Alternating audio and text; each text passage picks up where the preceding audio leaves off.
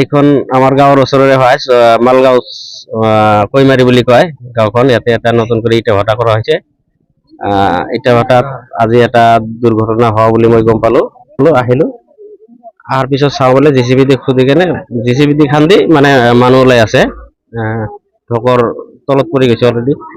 তো মই অহাৰ পিছত 2জন মান ওলাইছে আৰু 2জন আগতে লৈ গৈছে বুলি, 2জন আগতে লৈ গৈছে। কেইজন ঢকৰ তলত পৰিছে? 4জন শুনা পালো, কিন্তু 2জন মই নিজৰ চকুতে দেখা পাইছো। 4জন মানুহ লৈ গৈছে। ক'ত লৈ গৈছে? হস্পিটেলত। তাৰপিছত তাৰপিছত মই এতিয়া খবৰ পালো আৰু কি, অলৰেডি ইতিমধ্যে এজন মৃত্যু হোৱা বুলি গম পালো আৰু। ভাটাটোৰ নাম হ'ল চকল ভাটা। ক'ত আছে ভাটাটো অৱস্থিত? ভাটাটো কৈমাৰী মালগাঁও বুলি কয়, বিটিআইডি এৰিয়া পৰে কৈমাৰী মালগাঁও।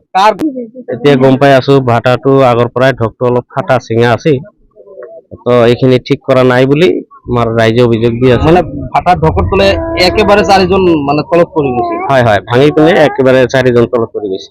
এতিয়া কি জনাব? এতিয়া ৰাইজে প্ৰশাসনক বা হয়তো ইটাৰ ভাটাৰ মালিকক এইটো সৎ বিচাৰ দিবলৈ আমি অনুৰোধ জনাম। যিজন মৃত্যু হৈছে নাম কি জানে না? হাসিনা খাতুন বুলি শুনা পালো।